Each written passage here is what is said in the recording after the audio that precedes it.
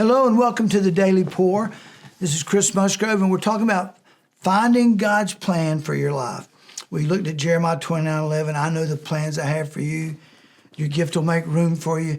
And discovering what that gift is and finding out God's plan for your life is making Jesus Lord of your life. If God knows the plans and Jesus is the way to the Father, then when you get connected with Jesus, you'll find out your plan, the plan God has for you. And we left off with talking about the local church. I learned so much in the local church. I was taught the Word. I got involved in ministry. I was discipled there. I started realizing I feel like I'm called to youth ministry. And I went to Bible school from there and then came back and became the youth pastor. But Hebrews 10:25 says, not forsaking the assembling of yourselves together, as is the manner of some, but exhorting one another, encouraging one another, and so much more as you see the day approaching.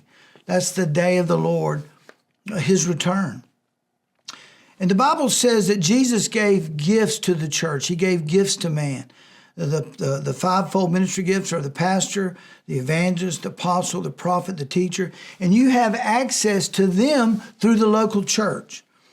I appreciate my pastor growing up because he would have different ministry gifts in that maybe it wasn't his gift. My pastor now is a teacher, so he knows I'm a teacher. And he brings in teachers, but he also brings in the prophet, the apostle, the evangelist, the pastor.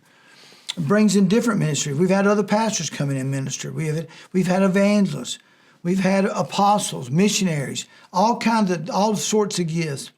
And the Bible says in Ephesians 4:11, he himself gave some to be apostles, prophets, evangelists, pastors, and teachers for the equipping of the saints for the work of the ministry. The gifts are to equip the saints to do the work of the ministry. You know, somebody said, well, my pastor, that's his job. He's supposed to get everybody saved. He's supposed to do this and that. In fact, I saw there was a note in the church on the outside of the church in the foyer, and it said, whatever you need, the pastor will take care of it. Man, they need to rip that sign off the wall and say, no, whatever you need, the body will take care of it. If you need the pastor, he'll talk to you, but we got people that can help. The pastor can't do it all. That's why pastors get burnt out. Miles Monroe said, personal vision will always be found in a larger corporate vision, and that's the local church. The purposes of a person's heart are deep waters, and one who has insight will draw that out. The purposes of a person's heart are deep waters. In other words, it's down there deep. And somebody's got to draw it out. It requires another brother or another sister to pull that out. And that happened to me while I was just serving another youth pastor. Insightful leaders will help draw out the gifts and visions inside you. Serving the person God has placed you under and serving in the church that God has placed you in are keys. I want to say it again. They are keys to discovering your gifts and the vision God has for your life. I like to say it's like the law of reciprocity. Give and it shall be given back. We think that's just in money or in finances. No, how about giving of your time? How about giving of service to another? I always tell people, if you'll serve others, one day somebody's going to serve you. If you'll be willing to serve somebody else's vision, somebody will serve your vision. And that's not why you're doing it. I didn't serve people all my life, so one day I'm going to have a ministry, everybody's going to serve me. If that's the reason, I wouldn't even be here now, because people see that. They'll know your heart's not right. They'll know you're not a servant. You just want somebody doing what you want.